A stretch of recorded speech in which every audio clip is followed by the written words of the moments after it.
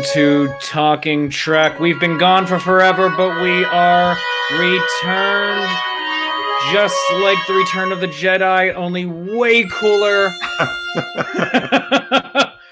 Oh my goodness gracious. And here we are, Brian and Dan.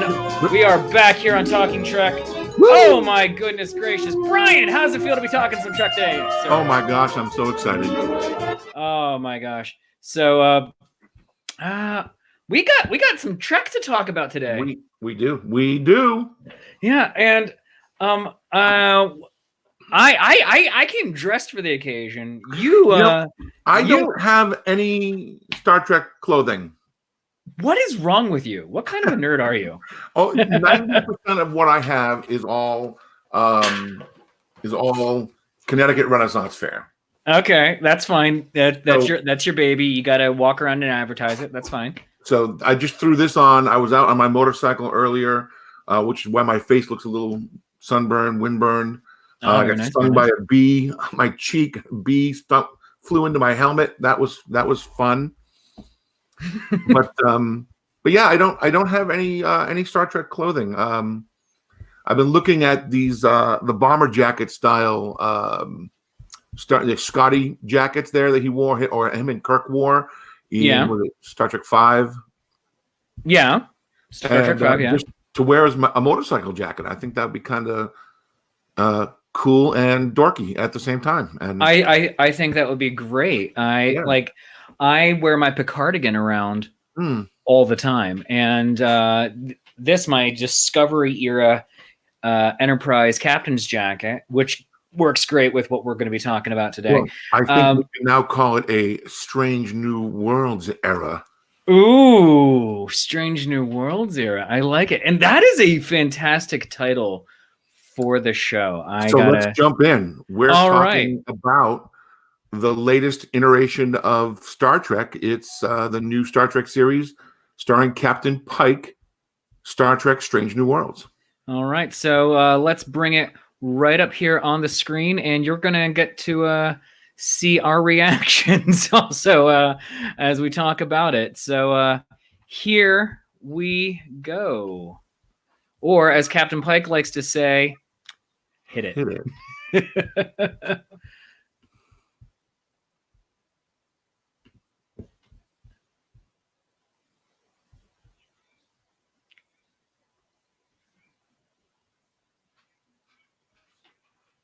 I'm not hearing anything. Are you?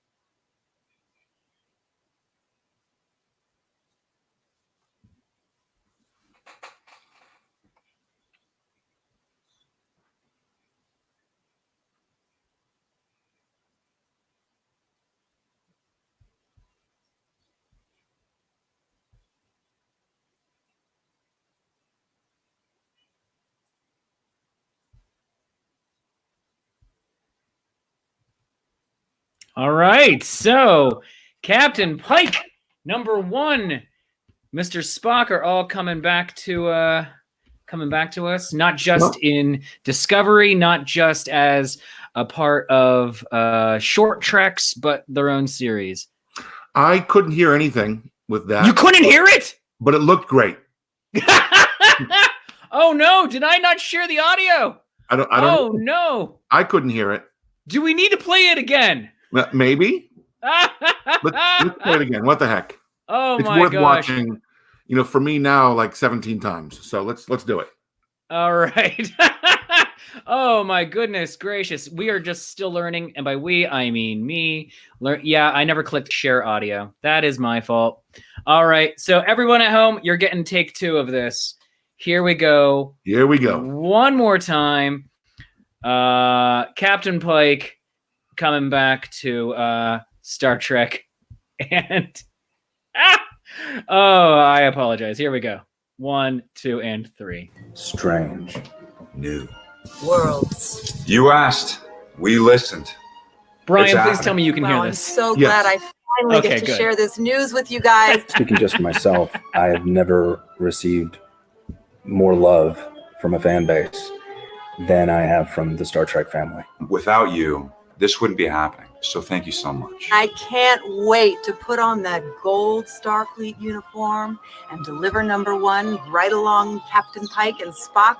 It is a huge honor. And it means even more for us to be able to announce this right now at a time when so much of the planet is hurting. The ethos of Star Trek is so curious and welcoming and unifying. And we're going to get to work on a classic Star Trek show that deals with optimism and the future. Here we go. I can't wait. And I guess there's only one more thing to say. Hit it. Okay. Yeah. It just started up again on my computer, but all right, that is some stuff there. That was great. Oh, goodness gracious.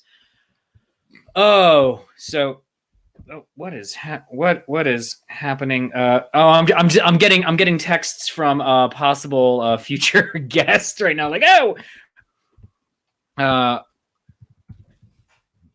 on Facebook right now. So hey, this is fun. I'm just like, hey, let's just Captain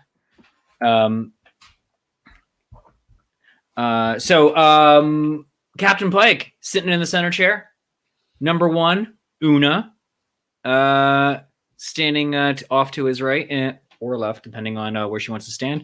Mm-hmm. And Mr. Spock, Lieutenant Spock, being there. Thoughts? Well, how cool did Pike look with that big beard?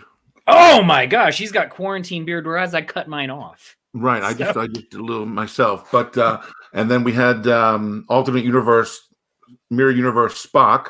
Oh, there is no mirror universe here. I mean, but no, it looked great. I'm so thrilled. I can't wait for this show. I don't know when it's coming.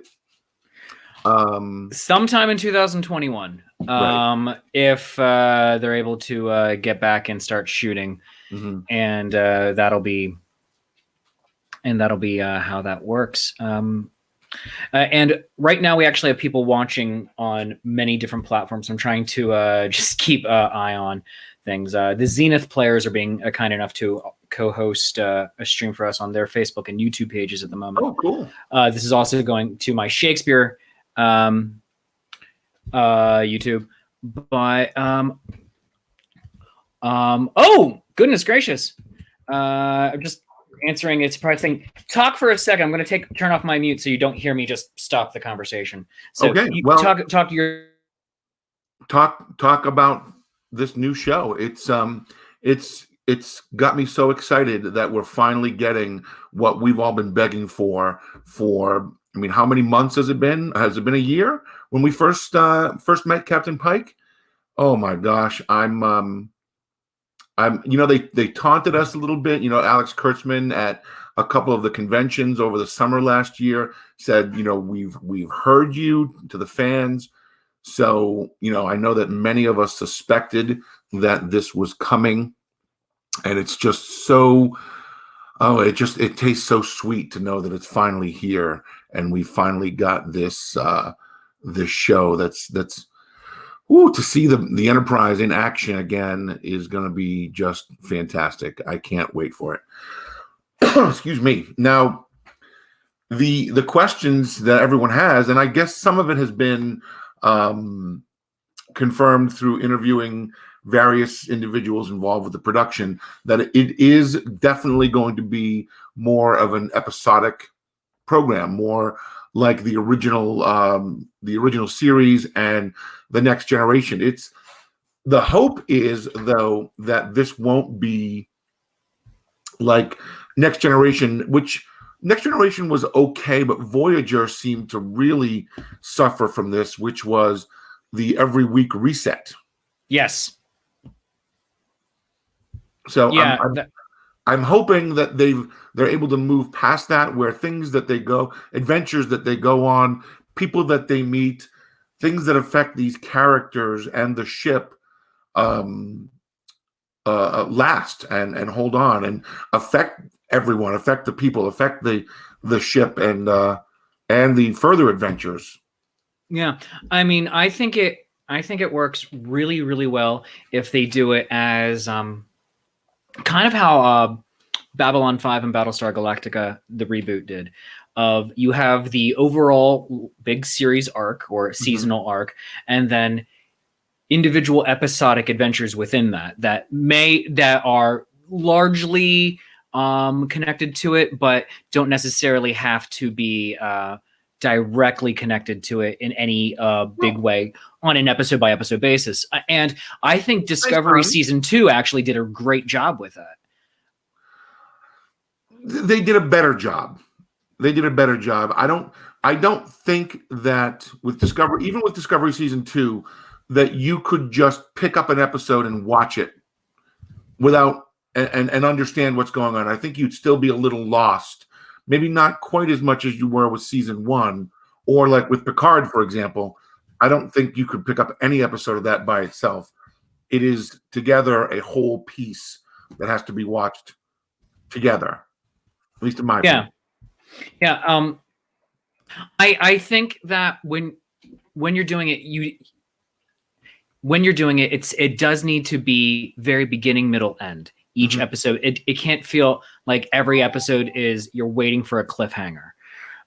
You still need to have the end of each chapter mean something, and it can feel like it is all leading towards something bigger. It just can't be much as what they did with most of the Picard episodes, unfortunately, feeling incomplete until you got to the end. I mean, and I think that was a lot of the complaints. People were freaking out about things that they were seeing in certain episodes, only to find out 2 or 3 episodes later that it wasn't what they thought, and there was some resolution that kind of lined things back up to the way we're kind of used to as far as Starfleet and Star Trek in general and things like that. And here's the fun thing on Picard, and we're going to get back into the Strange New Worlds thing too, but I feel that Picard should have taken Starfleet to a darker place, and having it be like Starfleet is now finding its soul again off camera between the beginning of the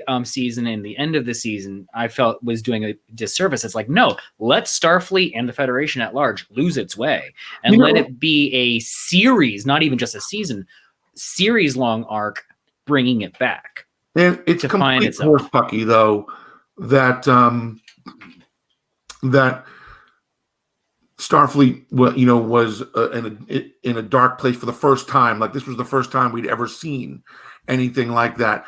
I offer for Exhibit A, Star Trek VI, The Undiscovered Country, with Admiral Cartwright and other members of the Federation Council, or at least the upper echelon of Starfleet Command, who were trying to assassinate the Federation president, to incriminate the Klingons.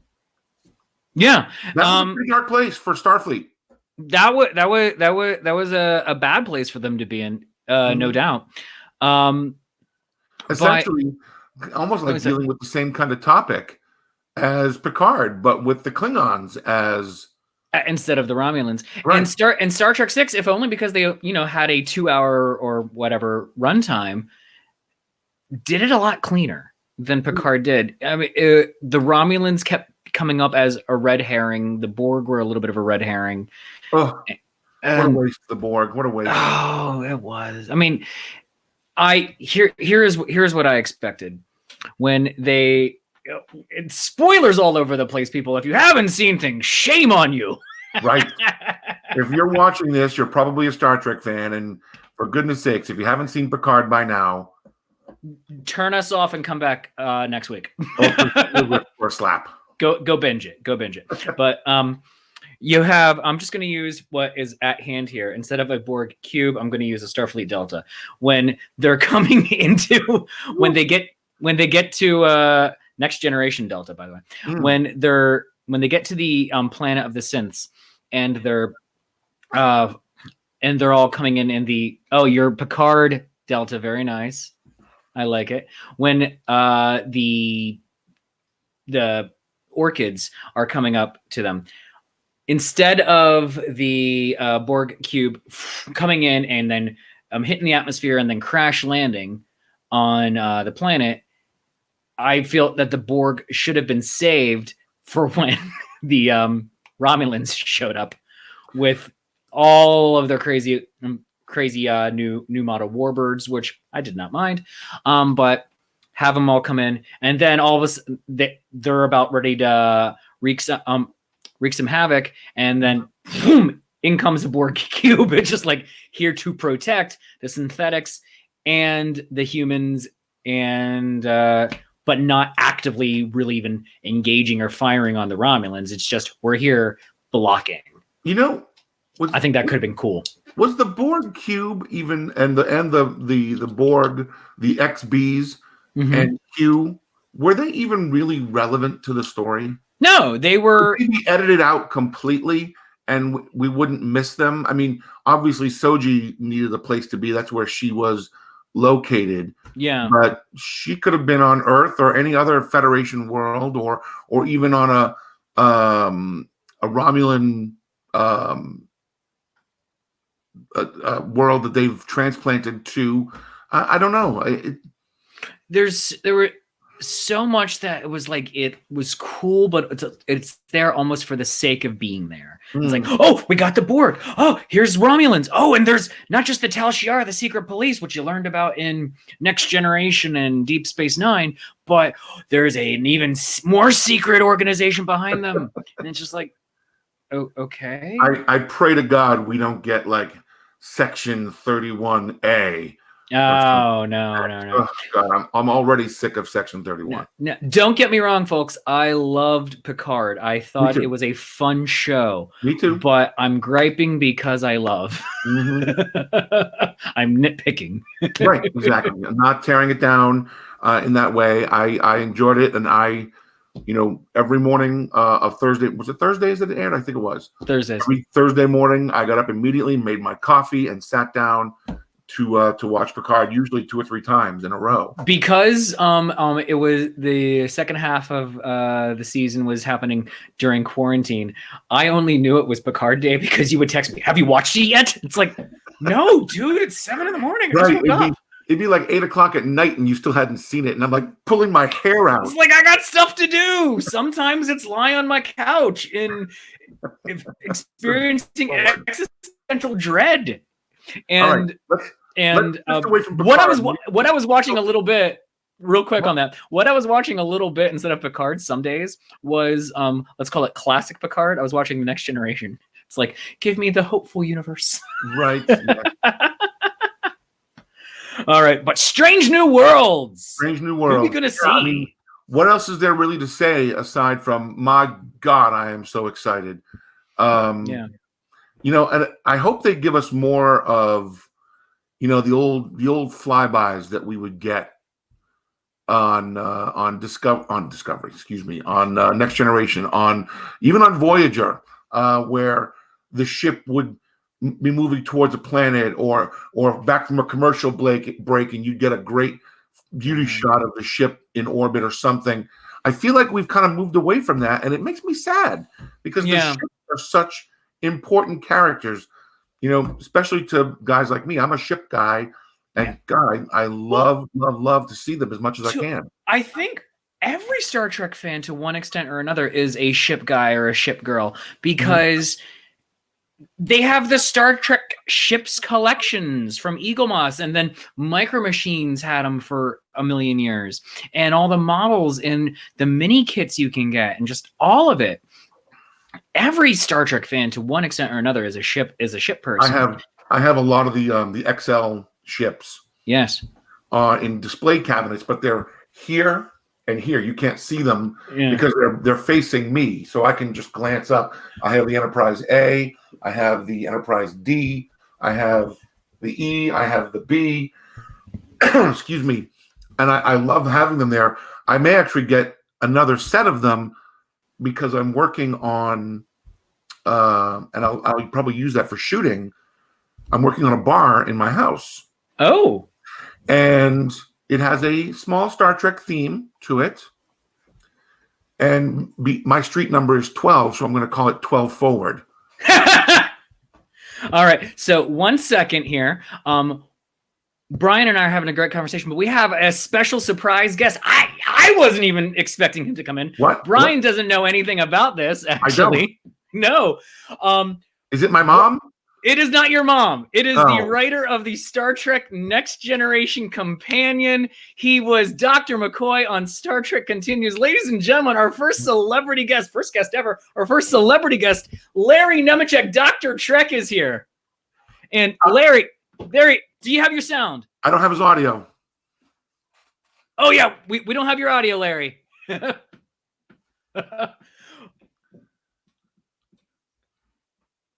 Of course, on Star Trek, the comms aren't working. I mean, that's... Can you clean this up? Can you do something? Jordy, what's going on? All right. Well, I can't hear anything from you. Do you have a whiteboard that maybe you can hold up? Write down your... He does! All right. Well, Dr. Trek figures out his audio. Here, let me see if I can help anything at all. No, I can't do anything on my side. That's the beauty of this, friends. In the control room, I only have this actual much control. But oh, maybe a little bit. Did I hear something? No, we don't have it. Okay. Well, Larry Nemecek, Dr. Trek from Portal 47. Oh, he's getting really close. He's getting really close to making it work. All right, Dr. Trek from Portal 47, and you can listen to his wonderful podcast, the the Trek Files over on the Roddenberry Network. That is an amazing show. I absolutely love listening to. And you get a whole lot of Star Trek lore. No, we still don't have you. Oh, goodness. So frustrating. Okay. What you can also do if you want to have your camera right there, I would even say you can even potentially call in on a secondary device if that helps. Yeah, use that and then click the link and then come in purely audio. That might work. All right. So so he can hear us, and that's the bizarre thing. All right. Oh, all right. But let me, so Brian, take over talking again here, and I'm going to see if I can help out Dr. Trek get into the show. No problem. What are we talking about? Oh, yeah. So Star Trek, great things. It's, it's very exciting to be back with the show. And we'll be doing this now every Thursday coming forward. Every Thursday afternoon at 3:30, Dan and I will be here, and sometimes we'll have surprise guests like today. Yes, and it sounds like we have Dr. Trek back. I heard you. Did you get it? Yes, we have you. We got him. Oh, well, let me go. No. Okay, it's the more they stop up the plumbing, the more they, yeah. Okay, we're still good. We're still good. Oh, we have Larry Nemecek in the house. Okay, yay. No, Welcome it's like it's all the new. So your platform is like a new one, but it was like, so you've got your system audio and settings, and you've got the platform, and everything's got to be a lot. And I thought I had checked. I thought I had told everyone, yes, use this microphone. Okay. Yeah. Okay. Well, after incidents like that, guys. Yeah. Well, welcome to the show. Rewind to where you guys look all gobsmacked and everything. That's sure. Yeah, all right, and we have Larry Nemecek. Oh my God! So I thought today was the day. It was next week, but I had today set up. So if you can take it, we are thrilled to have you. We were talking a little bit of smack on the Picard show and our excitement for Star Trek Strange New Worlds, and also expressing our love for Picard as well as we talk smack. I was going to say now, people are so fickle, fans. Boy, everybody was talking love for Picard, and now if there's smack talk, then that's real life. So, but Rufa, is this your first camera show like this? Is this your debut, or have you done this? Last week, I did a solo one because Brian wasn't available, But then this is our first one doing it together, so we're just figuring out the details. We had the podcast, which we did 10-ish episodes of, and then we haven't really touched it in a year, and we're like, let's come back and do this. Yeah, so the last time we were talking with you was a little over a year ago, asking if you'd be interested in coming in, and then just life happened. Right, that would have been a pre-recorded show as opposed to this live format, which I like better myself. Well, do you have fan interaction? Are you able to have chats or whatever? Yes, and we did just get a comment from Rachel. She says, yes, yay. Yeah, so we on our actual Facebook page, Talking Trek Podcast. It's the comments on Yeah, so it's so some people so some things we're able to get to come into the actual stream, but then others are elsewhere. About having a pad, right? Okay. Yeah. But for future weeks, we're going to be able to bring up more comments everywhere because it's going to a couple of different places at once, like being reshared. Well, I mean, you mentioned the Trek Files, and we've been doing that for a couple of years, and it's a traditional audio podcast. But I don't want to say anything, but we're exploring ways, if not as a show, at least having some special content, because we have, until coronavirus, the big thing was we only had 1 or 2 people remotely. The big thing, having professional guests when we would do them, and they're only, they're like 15, 20 minutes. So yeah, sometimes a little longer because it's me, but it's also the guests. And if we've got awesome people, we can do 2 or 3 shows with people in a sitting. Oh yeah. And sometimes they stretch out a little longer, but because we're pulling things out of Gene's files and using them to talk about something historical with him or Star Trek, and then make it relevant to today, right? That's the whole point. But we had Dorothy Fontana on for like 6 times before she passed. She was a wonderful guest every single time. But it was such a shock. It was like, but she was just 6 months ago and she was fine, which is sad. But all kinds of great people. But we're looking at ways to experiment with. They would come in live to the Roddenberry offices there in North Hollywood, and we were spoiled. So now everything is remote, like everybody. And but this show that I started called Life Support Live on Saturdays with my friend Dr. Ali Matu, who's kind of like a geek psychologist.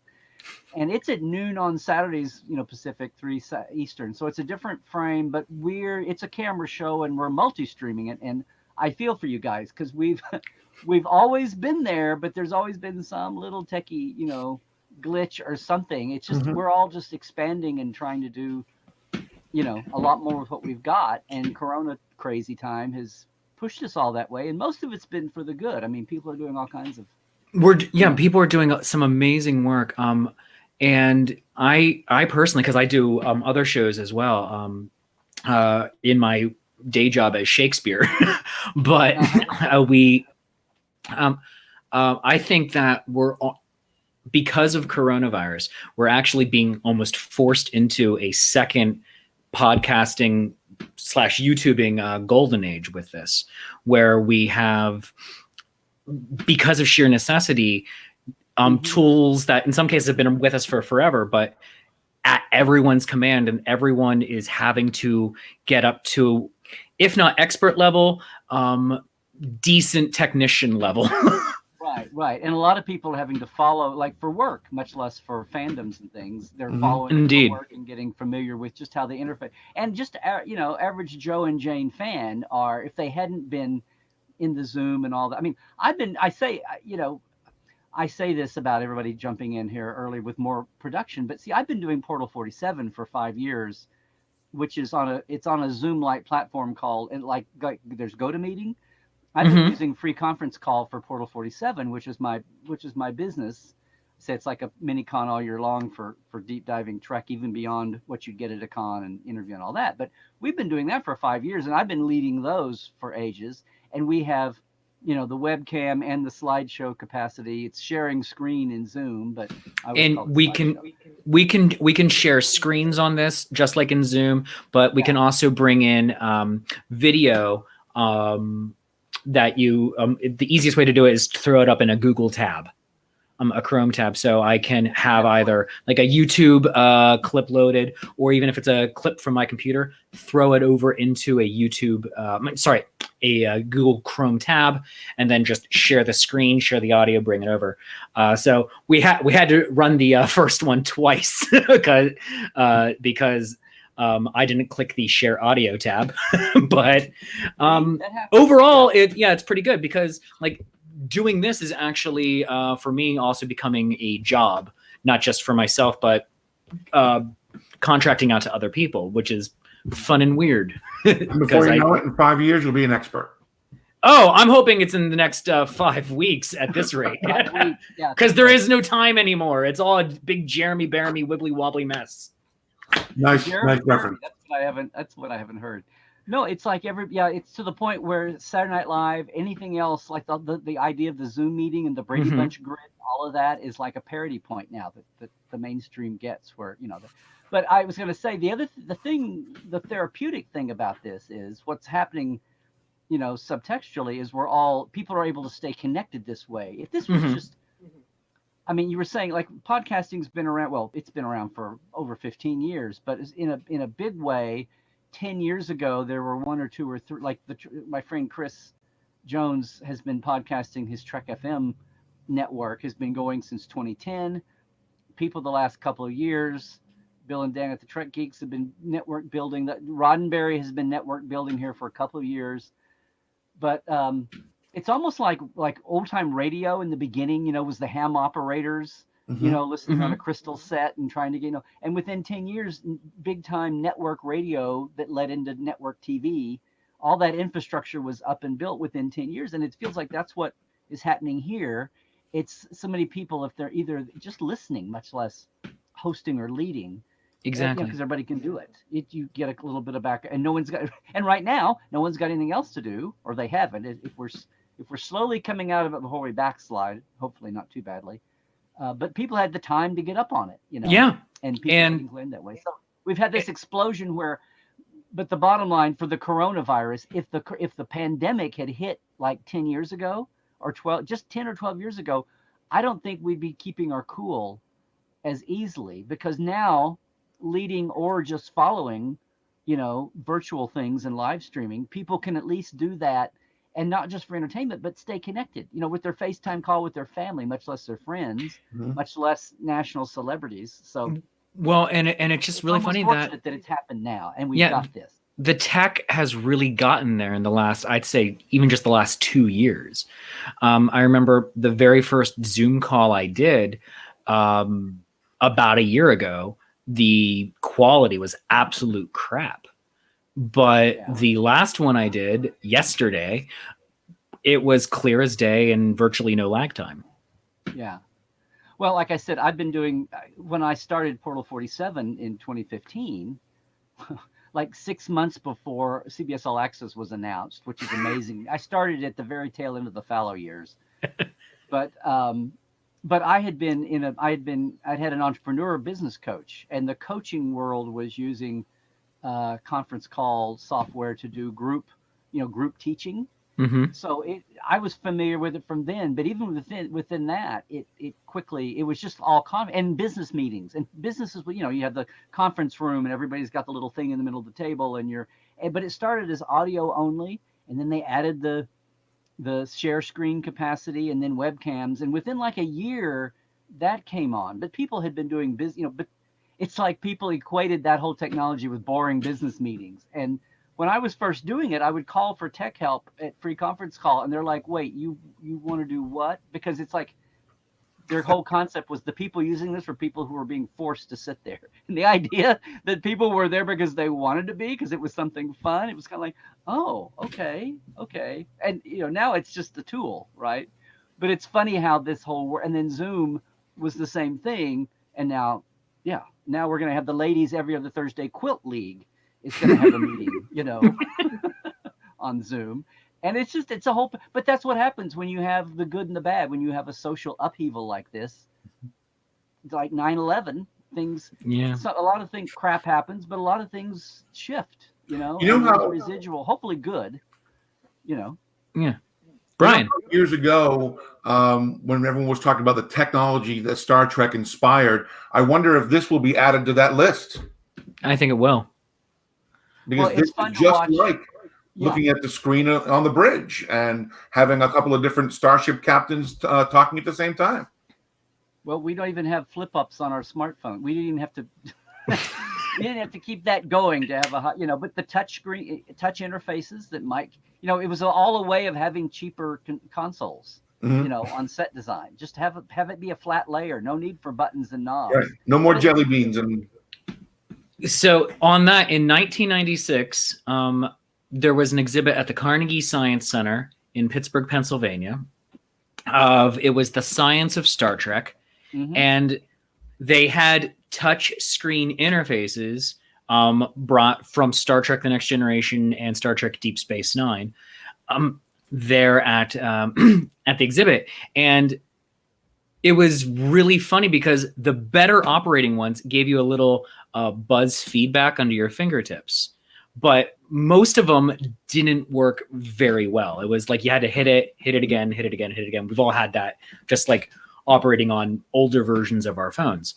Yeah. But now that is the way to go. Whereas you buy most new computers have a physical keyboard, but then also they're all completely capacitive touch screens that you can just pick and choose where you want to go and have your options.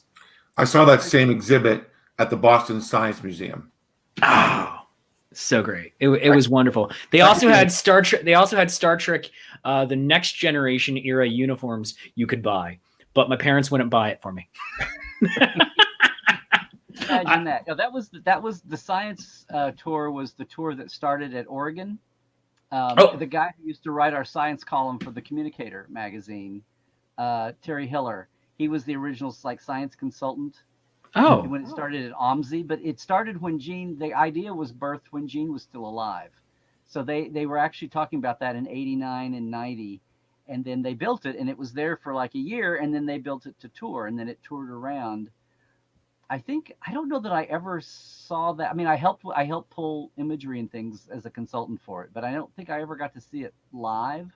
Oh, it was phenomenal because it toured around for years and then it retired and then they brought it back about the same time as the world tour in 07, 08. Like when everything was falling down, that was rebirthed by and it made another tour around. And now there's so many, the tours have amalgamated into the pieces that CBS still owns and they go out on tour and all that. But it was awesome with all the standalone bits and with getting real science across. I've got the guides for it here somewhere, the teacher's guide and the student. That's amazing. Yeah, but those kinds of things were awesome, and it's like you didn't see, and I'm not trying to compare, but it's the nature, it's the DNA, because somebody finally said, well, do you want to do it was finally like a science of Star Wars. Like somebody felt obligated to do a science of Star Wars. But it's not the same thing because Star Wars doesn't care about. I mean, they don't pseudo technobabble science the way Trek does. But it's not rooted on anything. Anytime Star Wars attempts to insert science, it fails. Honestly, like when they explain things such as the midi-chlorians just being the most famous example, it made no sense. Whereas Star Trek's technobabble and faux science at least passes first level of muster. Agree with it. Right. Well, the whole midi-chlorians ruined one of the special things about Star Wars. That's a whole long other discussion. Oh yeah. Oh, we can get into that another day. Comparative, but it's like they backed away from them because it kind of like in 1978. If you had told me, I mean, I loved Star Wars when it came out, but if you had told me in 50 years, and not knowing the next generation was going to happen, right? But just looking at 80 hours of original Star Trek and 2 or 6 hours of Star Wars, it's like in 50 years, what's going to have more people still paying attention to it? And you told me Star Wars, I would have laughed. It's like, well, okay, it's fun, but what is there to keep people interested for 50 years? And I guess if you had pushed me, I would have said, okay, so the Jedi became a quasi fun religion or something, and that's what kept people interested. It's like if you go back and think at the beginning, like what was okay, yeah, pew pew pew pew pew pew, spaceships and so, but that'll get old after a while. You know, like that we've had spaceships and cool weapons for ages. What's beyond that? And anyway, and then when the midichlorians came out, I'm like, well, they just blew that up. What is there? They just scienced the Jedi. So what is there to, you know? Anyway. Yeah. Oh goodness gracious. So, what are your thoughts, Dr. Trek? As someone who's been involved with the franchise for years and years now, what are your thoughts on from what we've seen of Discovery and Picard and the upcoming Strange New Worlds? Well, I think the most interesting thing in Strange New Worlds is how fast, and this is like, fandom is so funny, because even just to say fandom is to act like there's this one, you know, ubiquitous block. It's not a monolith, just like CBS isn't a monolith, or Paramount in the old days was a monolith.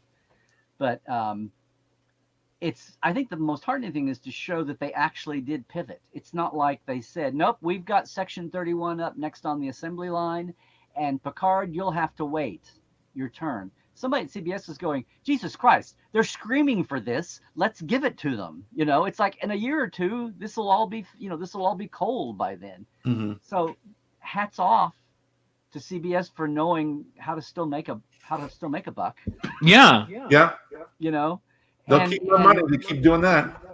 Yeah, shut up and take my money. Yeah. I mean, I was saying this the other day, maybe on Tuesday Live, but on my Tuesday Facebook show. But it's like all three. So now, not counting the animateds, okay, because we haven't seen them yet. And good on them. I've been saying I'm almost as excited for the animated 2 series as I am for anything else, because we can finally get to a point where we got action figures being sold in Target and Walmart again. Yes, please. Because we'll have 6-year-olds and 8-year-olds and 12-year-olds, you know, down there. And also phasers and communicators and tricorders. I want them. Right. And spaceship, please. Brian needs his ships. More spaceship. Which we have, but it's all like you've got to have a bank account and you got to work the internet. You know, I'm talking about like you're tripping over them. They're in the aisle at grocery stores and CVS's, you know. Yes. Kind of a thing. Like it was in the late 80s, early 90s. Well, yeah, with Playmates. Like it was for a few minutes also right after the JJ movies. For a few minutes. Right. Yeah, for a few minutes. Like for a few minutes after the motion picture. It's like every comeback, there's a big ramp up and then the demand isn't there. And you know, why is that? Because anyway, but if you that's been kind of the most exciting thing. But look at it this way: all 3 of these adult shows, all 3 of the live action shows now that we've got, people always want to just look at everything the same. But Discovery, Picard, and now Strange New Worlds are 3 completely different shows, and people want to say, "Oh, it's Kurtzman. I hate Kurtzman," or whatever their thing is, if they're there. And I even say that, trying to distinguish between the legitimate people who have I got critiques on Discovery, not so much on Picard, because I was kind of predicting everything that Picard did. Not point by point, but the general overall flow is exactly what I expected for Picard. Okay. But even looking at that, stepping back, Discovery has been. I love the people who say, "Well, this 3rd season, they're still trying to figure out what the show is." It's like, well, yeah, because that's kind of the way it was birthed. Because if you look at it, all 3 of them, Discovery wasn't begun to be Discovery. We have Discovery because somebody at CBS said, "Quick, we need to get on this streaming thing, and we need to do our own content. Why are we giving Netflix middleman fees, you know, and Prime? We need to be, and we could be out ahead of everybody else. Let's do it." And we're tiny, we're smaller than everybody else, and we're less corporatized. You know, like ABC Disney is a monster into itself, and NBC Comcast is a monster to itself, and Fox is Fox. And we're CBS. We're not, you know, we're even still divorced from Paramount. And so they, you know, finally got Moonves out of there, and they, I don't say remerged, I say reconciled the divorce. Yeah. But even then, we have Discovery because somebody at CBS said, "Let's do a streaming platform." Okay, bang. What are we going to start it with? Star Trek. Okay, quick, come up with a Star Trek show. Get somebody and start a Star Trek show, right? That's how Discovery started. And then the most troubled birth ever in history, Discovery takes that. You had to recast your captain as you were starting the pilot.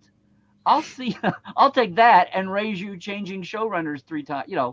Spending billions of dollars on stuff, and then the people who eventually run the show wish they hadn't invested all that money in billion-dollar Klingon sets. I mean, you know what I'm saying?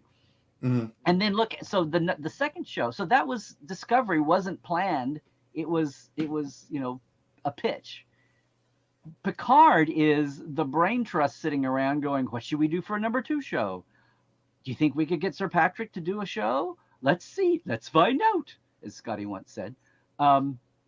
And that's how Picard started. Good idea, but it was like I wonder if we could. Strange New Worlds is the first one where it was a shut up and take my money moment.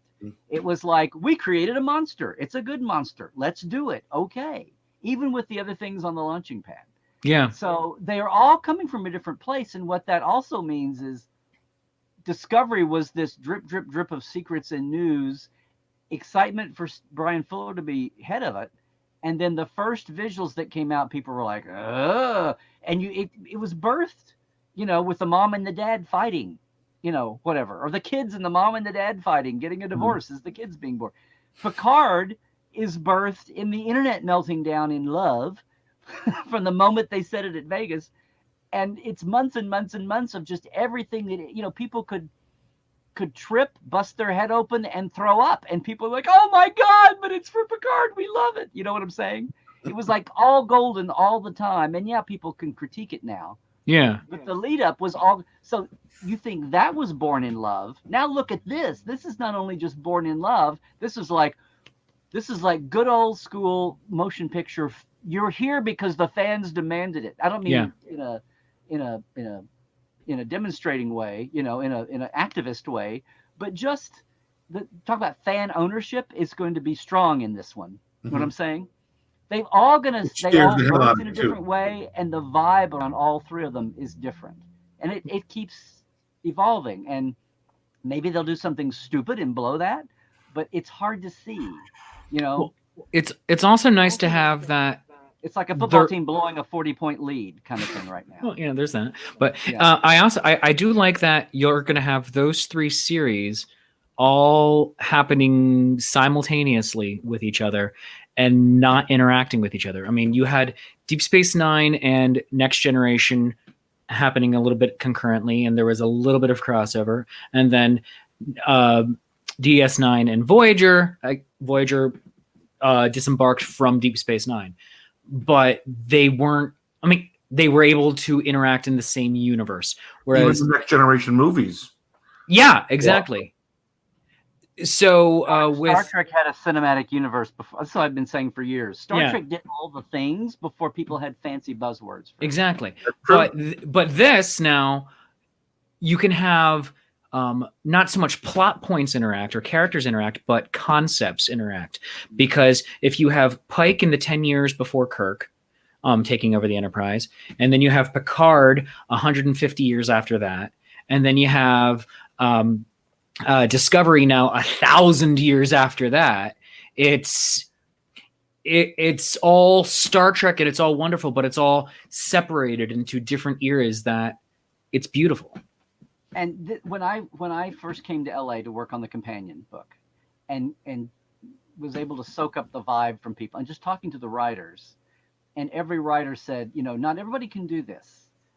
And I worry that I'll have a job when this is over, because writing Star Trek is so specialized because of Gene's Perfect Humans, and it's very specific. Mm-hmm. And a lot of award-winning writers would come to this. Frank Abatamarco, who today is known for doing Chain of Command, that was his. I want to do a good old Star Trek issue show, and it's about torture. Okay, but in the nuts and bolts and daily writing, Star Trek chewed him up and spit him out. And he was an award-winning writer. He was one they were excited to get. It was not for everybody, but it was a two-way mirror, because a lot of the Star Trek writers would, especially the longer they were there, sadly, it's like the actors sometimes. The longer they were there, the more they were branded. And if they were there for a long time, they're going out and spec scripts, and it's like, oh, you wrote Star Trek, but can you write real TV?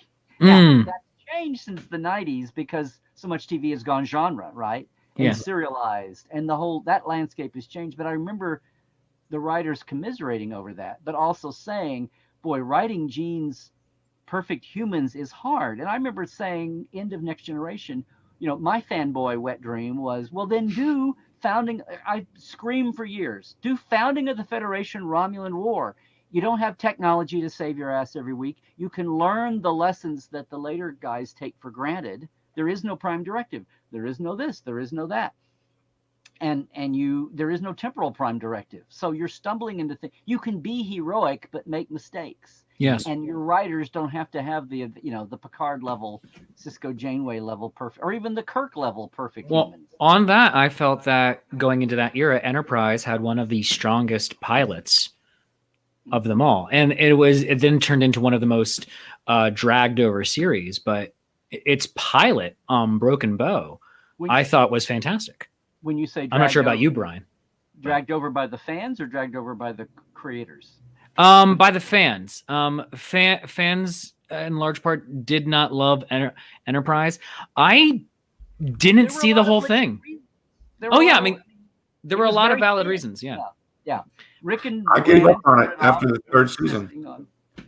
Rick and Brandon insisted on writing everything themselves. Rick should have pulled a Dick Wolf and put his name on the shingle and because they were tired, and there were a lot of people just from the neck up, it was tired. From the neck down, there were a lot of people chafing at the bit to do all kinds of creative things. Well, I remember reading that Ron Moore was interested in coming in, and then just got into a thing with Berman. So, well, no, it was exciting. He was there for a month. Oh, okay. On Voyager. He was on Voyager for a month, thinking that they were all off building Enterprise back then. It was like next to last year of Voyager, and he did his 1.5. He did a show and then did a story for Barge of the Dead, I think, and then did a story. But he was going to be in the mix as they developed Enterprise, and they kind of let it, just like they'd all work together on First Contact and on Generations. It was the guys. And that's not the reaction he got. And it was like, oh, okay. But gentleman that he was, he didn't make a big Hollywood stink about it. And it was pre-social media, but he just very quietly said, I'm going to go over here and get my own career started. And he did. But yeah, it was that Enterprise set out all these great things. I mean, I was saying when I first, like I said, met the writers, met the vibe, I was screaming for that kind of thing, but I thought another setting, another era. And I went, they'll never do it because they're all invested in sets and props and costumes from this 24th century era. They'll never do it. And then when they announced that was what Enterprise was, it was a huge break and it was going to be set early. I was like, yay! I was like wetting my pants. And that whole faction of fandom that said, a prequel? No, that's going backwards. Star Trek is about going forwards. We've always got to go forwards. I was like, what? Like, shut up. I'm sorry, 2151 is still in the future. It's like it was like exactly what I wanted, because to me, Star Trek was, and you didn't know this till Next Generation, but it had been 15 years by then. Star Trek is not just this little show about, that's what they said, the beginners on Next Generation said, that because Star Trek was Kirk, Spock, and McCoy on the Enterprise. And how can you do Star Trek without Kirk, Spock, and McCoy on the Enterprise? It busted open the paradigm where now we have a universe. It's not just these guys on this ship. Exactly. It's a universe. And so after 3 series, it's like it's a universe in this time frame moving forward. It's like, no. You've got different eras. You've got different pockets. But I just thought money and time and 26 episodes a year, was gonna doom that. Like, we'll never. I would love to see a mini series on Kronos. I'd love to see a mini series on Teller Prime. Can we please get a Teller Prime for once? You know what I'm saying? We could do a Romulan War. So we could do. I want to do launch the Enterprise with. Everybody's excited about Pike, but I have been wanting a Captain April. We build and Robert April. Here's my wife Sarah is the.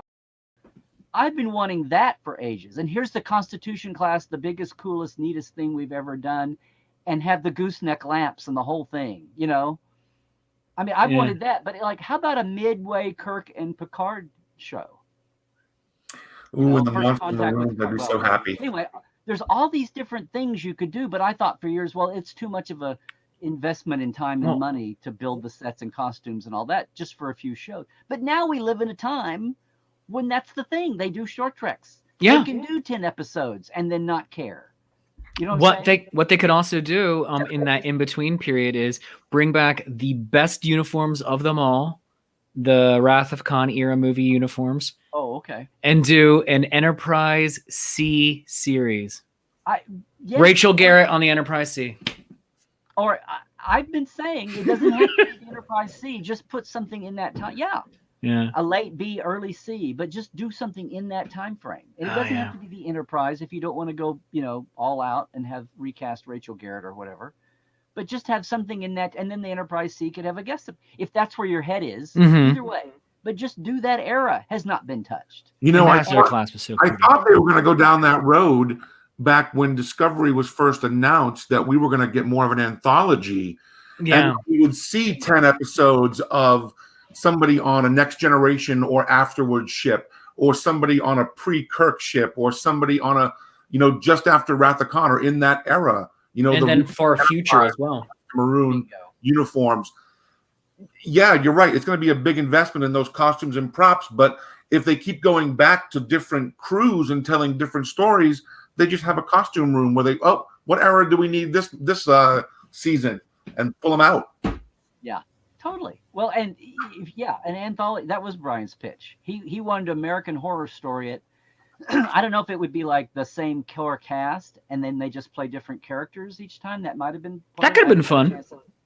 But the point was to go back, and I don't know if they would always be like way back in time and then not cavemen, but I mean go back at a certain point and then jump ahead every 20 or 30 years or 50 years and then do something new. Although if you are going to go way back in time, Star Trek allows that, the Iconians and the Guardian of Forever. Oh yeah. I mean, I'm sure we could see tons of exciting adventures that other starship captains had and their crews. Oh, indeed. Come on. See, I've always thought I was a weird one because, like, I'm talking about after school original series, growing up with that, right, for 20 years. And you had 79 shows for 20 years, over and over and over again. And one of my two favorites, since you're asking, one of my two favorites were Doomsday Machine and Journey to Babel. And I love Seeing Age of Forever, and I love Mirror Mirror, and I mean, but those were my favorites. And Journey to Babel, and everybody goes, oh, Spock's parents. Well, yeah, but it's like the only time you got to see anything about the Federation. It's the only time you got a hint of what life was like beyond this little ship. Because there were, after a few years of being a fan, it was like, I remember thinking that. That's one of the reasons why I was a background fan and now a world building fan. But a background fan was I love the Andorians and Tellarites, and at least the Andorians got eventually kind of sort of reused. But it was like I kept thinking, can we like follow one of those guys back home? Like I remember thinking, all this fuss about Star Trek, it's just these few guys on this one ship, and there's a whole world out there. Yeah. Not to knock them, but can we see some more of what that whole huge universe is out there? I got that same feeling with the episode. Which original series episode was it where Kirk's brother Sam was? Is that Operation Annihilate? Operation Annihilate. He dies. Yeah. Where we got to see that huge cityscape that was a Federation colony, and I was just like, "Wow, it looks so futuristic and so cool. I'd love to see more of this." And we rarely got it. You're right. And in the JJ movies, you got at one point with that in Star Trek. In Beyond, when they had the Federation's, when they had Starbase Yorktown, I think it was called, and a lot of people hated it. I mean, apparently neither of you seemed to like that, but it was so neat looking. It was so different, and it was. Oh, it was yes. It was just like, okay, let's do something, and maybe it was different for the sake of being different, but it wasn't following just a lot of here's the future, let's do it. It's the ship was able to physically go inside the starbase, and they could see, and people could look down at it, going about their lives. And I thought that was really cool. It was very cool. I did an interview that I've never posted with the designer, and he was talking about all the things they went through to try to make it realistic, and it is. And the idea that the Enterprise could like fly into its sewer system or whatever, and be seen was like, okay, what is that? Because it's not like, let's build these tubes so that starships can fly into them. It was You know, Yeah. it was kind of like the world's biggest Jeffrey, like the old like James Bondy thing of we're all going to escape through the air vents. It's like whoever was in a building where the air vents were big enough for people to crawl through, but that's how people escape, right? It's one of those things. But it's like so the Starbase Yorktown is a really cool art project, but why was it built? Like, what's the underpin? Was there a reason to have it be, three dimensions in one structure? Was there a reason to have that? Was there a weird gravitational field? I mean, that's what I'm getting at. It's like it was beautiful and it was an awesome concept, but it's like the old Star Trek. It was so, to me, it was like so Star Warsian in the fact that it's like I didn't get what's the why to it, which I'm not knocking. But then that's kind of the subtext of the whole Kelvinverse movie series. It's like, so why are we doing this again? Bigger. Well, bigger, but like different. It's like the end result of the Kelvin movies is, and I say this having finally, I very quickly figured out that the Kelvin movies were great for two things: A, keeping Trek alive in the fallow years, and B, and in a keeping it alive in like mainstream eyes in the mainstream media. Mm-hmm. It's not this dead thing like it was said to be in 2005. 2005 Enterprise went down. But the other thing was like it did bring in tons of new fans. I said the Kelvin movies are the best gateway drug Star Trek ever had. My wife, that's when she started watching them. She went and saw not 2009 Star Trek, but Star Trek Into Darkness, and her having had no experience with Star Trek or very little up to that point, she enjoyed it, and then she really liked Star Trek Beyond. So see, well. Let me finish one point, but that's a whole other thing too. But my what was I going to say? Damn it! Talking about so the Kelvin movies did bring in, like, they had their good points, yes, and they were artistically done, and they spent a lot, blah blah blah, all that. But I said in the beginning, when all is said and done, and I said unless they're going to go off and have a series, have anime, fill in between the movies. It's like it's like the point of the Kelvins seems to be, hey guys, don't worry, this is exactly the Star Trek you're used to until it's not. Yeah. It's like, what's the point? The point is like, we want to do something different, and we don't want to be held by canon. So we'll have an alternate universe, which is silly, but I'm also glad they did. Otherwise we would have had a botched Prime timeline all over the place trying to explain it. And I will thank Bob Orsi for getting them to, because they had a cadre in the Supreme Court there of Bad Robot who said, no, this is not Spider-Man or Batman. We don't reboot Star Trek every 3 years with if we're going to do this, let's find a way to wedge it in to do what you want to do, but just in a way that makes sense. So the whole create an alternate timeline and blah, blah, blah. Now you've got an open door to do what you want to do, which is kind of clunky. It's exactly like what you knew already until it's not. But then it's like, so what do you want to do with this? Oh, I don't know. We'll do a couple more movies that don't relate to anything except that we can do Star Trek right now because there's no TV happening. It's like, okay, fine. And that's what it is. And we'll take it and run with it. Now we're cranking out, like you said, new golden era. We're cranking out series, and it's on a paradigm where we can just do a few shows and go here, not just in time, but in place. Let's go do a series on Kronos. Let's go do a series on Romulus. Let's go do a series on Andor. And let's give you some Tellarites, because we've seen the Tellarites in action as smugglers, as Starfleet officers, as everything. Harry Judge and I who played all the Discovery Tellarites. I got to talk to him, and I said, I think we need a new hashtag, time for Teller Prime. He's like, yeah, that's our campaign. But we could do it. I've seen people want to do a West Wing of the Federation. That'd be amazing.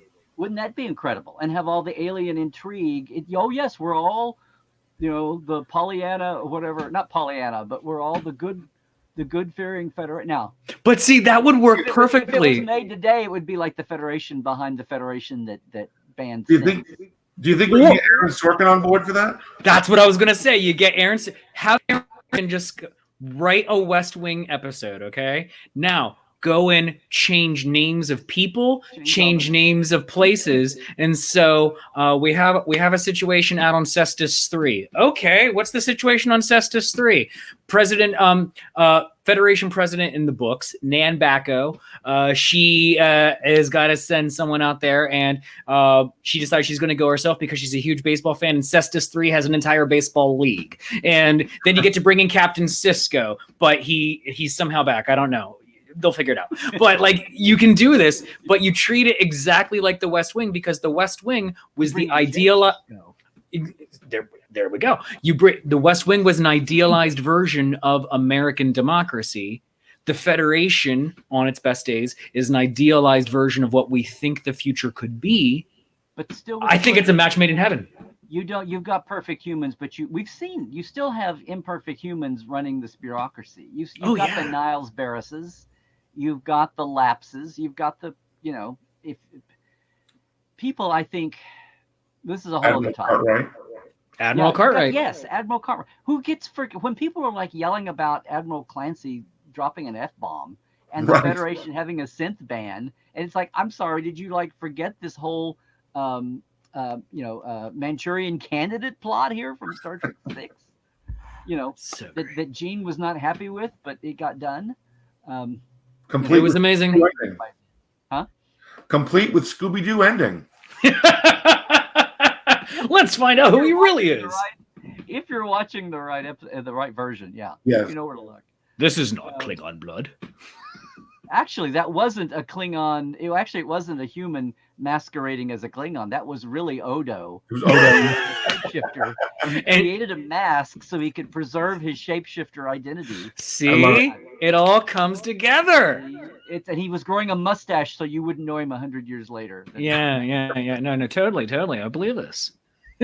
And he was weirdly better at shapeshifting into very sentient species 100 years ago than... Yeah. He was a much younger gelatinoid then. Oh yeah. He got a little rickety.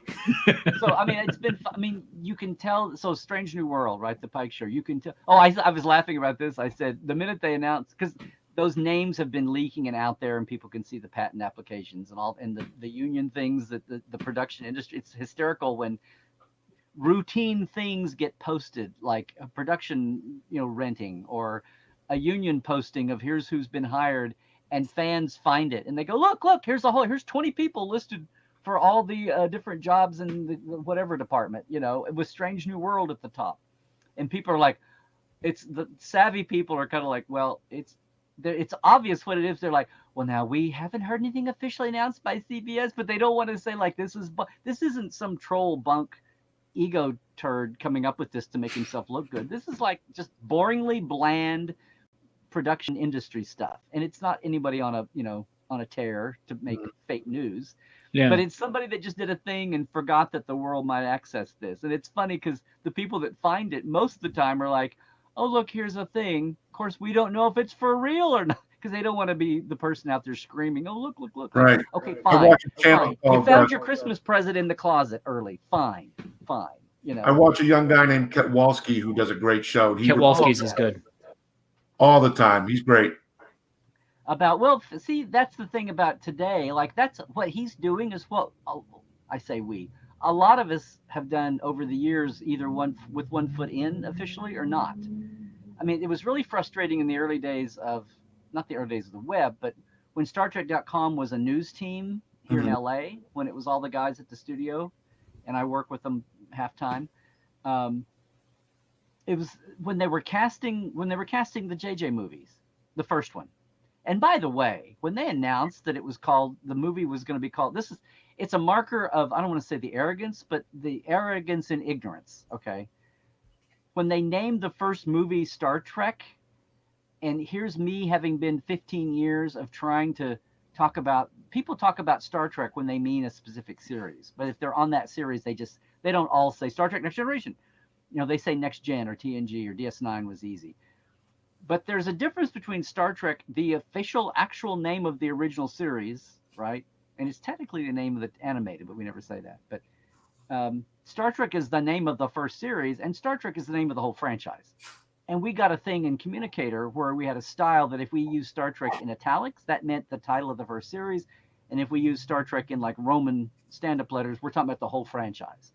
So that was kind of a sanity point, and that's what our internal thing was. And then lo and behold, we're in the middle of like, we're blown up, and you've got the stupid Hollywood know-nothing pundits going, well, Star Trek is dead. Oh, no, it'll be 20 years before we see a Star Trek because it's worn out. It's like, no, it was producer fatigue, not audience fatigue. The fan films were starting to boom. It's like, don't tell me the fan films are pushing this whole new tech wave out there. So don't tell me there's an audience fatigue. It's you guys are worn out and no one wants to, but it's a Hollywood bean counter suit thing where no one wants to contend. But J.J. Abrams is a guy, and I said, here's how it'll come back in a column for the official magazine back then. And I said, here's how it'll come back. And one of the things was some dyed-in-the-wool fanboy who becomes suddenly famous for something else, and now he's got the pick and he has all the power and says, I want to do a Star Trek. And everybody goes, sure, JJ baby, whatever you want, or sure, Freddie baby, whatever you want to do. And in this case, it wasn't that. It was somebody who was smart enough to say, here's what I want to do. I'll get some, he was a Star Wars guy, but he's like, I'll get some Star Trek people in and we'll do it. And he had the keys to some car, and he got to pick what car he wanted his keys to go to. And that's what happened. No, I had an original chain of thought there, and as usual, I got off of it. Well, that's all right, because this, for our first real episode back, we have gone some real time here. We're at 1 hour and 11 minutes right now. I'm sorry. No, it's all right. Come back. I totally blew you out of the water today. I'm sorry, man. No, it's great. Come back anytime, because you give fantastic audio here, and great insights too, with stuff that I've never even heard before. So it's exciting. It's a great pleasure to have you on and to meet you. Guys, this is what I do. It's because my bottom, all the stuff I rattled off there, all the things I do, it's like what I do not want to do is just I'm happy to support. I used to say I'm happy to support everybody's fan film. I'm happy to support everybody's podcast, everybody's video show now, everybody's YouTube show, whatever it is. But me personally, if I'm going to do something, I don't want to just pile on. I don't want to just do a same old. Mm-hmm. I want to do something that's a little bit different. So that's why when Rod came to me about doing the Trek Files, it was like, yes, this is amazing. I still want to do an interview show kind of thing where I get to, and that's Portal is I'm doing that, but it's behind a paywall. So the whole world isn't seeing it. And I'm protecting the value for the, for the Portales. Absolutely. But, Nonfiction Friday, it's like, why do we never, this is a quickie, easy thing to do for the Corona time. It'll probably not go on forever, but I just wanted to do some stuff easily that'll still make people happy and take up time while everybody's going bonkers at home, bunker bonkers, I was calling it. And Life Support Live is me finally not doing, even though I love behind the scenes and I love making of, and I love canon stuff, it's me finally not doing a show about, how many inches apart is the braid on this cuff. It's about people and mental health in their lives and what people love about Star Trek and applying it to their life. And that's not me. I'm not a real doctor. I'm a fake doctor, not a real doctor. And Ali is a real doctor. That's our tagline. We say 2 doctors, one of them not fake. And that's why I love Life Support Live on Saturdays. And it's not at night. It's live. People interact. But it's like, I feel like we're helping, not in a hardcore way, but in a fun way. We're geeking out, but also getting some crumbs out there. The same way that all the, like Dr. Aaron Mack and all the science advisors and a lot of teachers use Star Trek to get history and science and even sociology. I mean, real points. And they give it to you in a Star Trek pill, so it tastes good, but you're still learning a little something despite yourself. Mm-hmm. Absolutely. Despite yourself. And that's what we're doing. And that's why I'm really proud of Life Support Live. So even though there were like these things I started to do for the Corona time, and at least one of them will probably go away, I'm really thrilled to do it, even though it's not always the little fanboy, creative in me. But absolutely. Anything it is I appreciate that, hearing that, because that's, again, not just the same old, try to take the dots and connect them. Oh yeah, and 10 years ago, I was like, oh my God, I'm getting older. Everything that I know and was like hands-on with way back is like dusty old, nobody cares anymore. And it's like the JJ movies, And when I was first doing podcasts with Chris Jones on Trek FM, and he said, your shows are like our highest rated. And I'm like, and I thought about doing something then, and I didn't know what it would be, so I didn't. But I said, until then, I'll go on and be with people. But I finally got it that fresh blood is great, and you should always be resetting your blinders, right? And not get trapped in the rut of when you were a kid in the 90s, or the aughts even, like things evolve and change. But there's also a place for people that you think, like I would see news stories go by in Trek. I go, well, that's news? That was blah, blah, blah. And it's like, no, you idiot. People you can't make them responsible for knowing everything from even 10 years ago, much less 20 or 30. So it's like, okay, well, I guess my work here isn't done to bring some of that in. So anyway, so it's been just like you guys. You're trying to find your way here with your show and what that's going to be. It's like we're all kind of. Well, you're welcome back anytime. So thank you very much. And friends at home, you can find more on Dr. Trek, Larry Nemeczek, at portal47.com. Go listen to the Trek Files. .net. Let's fix that. Portal47.net. Let me fix that real quick. Okay, and that's Portal, and then but everything there's LarryNemeczek.com has the gateway to everything. All right, and so LarryNemeczek.com. Go check him out. Go follow everything. Go listen to the Trek Files. It's a great show. And Larry, you're welcome back anytime. Thank you, sir. Guys, thank you guys, and thanks for time with us. Yeah, well, and good luck, man. Thank you. Yeah. Thank you. Brian, this was an amazing first show. This was an amazing first show back. How do you feel? How you feeling? How you feeling, Brian? I'm feeling great. Not what I expected, but fantastic. Great to be here for this, and I'm so glad that Larry was here to join us and kick off this this rebirth, so to speak, relaunch. And just as Larry was saying, Star Trek doesn't reboot; it relaunches, like you just said. So, next week we're going to talk some more Trek and how you feeling for talking more Picard, both the love and the hate, the discovery, the love and the nitpicking. You feeling good? Yeah. Excellent.